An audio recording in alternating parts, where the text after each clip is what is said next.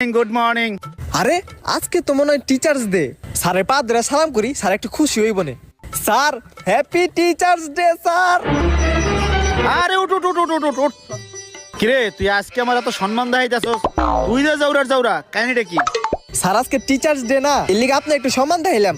আর আমার বাপ মা কইছে শিক্ষকদের সম্মান দিলে নিজে সম্মান পাওয়া যায়, এর লিগে। দেখ, এইরকম একটা স্টুডেন্ট ক্লাস হতে গেলে আর কিছু লাগে? দেখছস? আর তুই যে জাউরা হ্যাঁ? স্যার আমি আবার কি করছি? তুই কি করছ না? তুই তো প্রতিদিন কিছু না কিছু করো, লাগে আগের থেকে মেরে দিছি। লুচ্চার ঘরে লুচ্চা।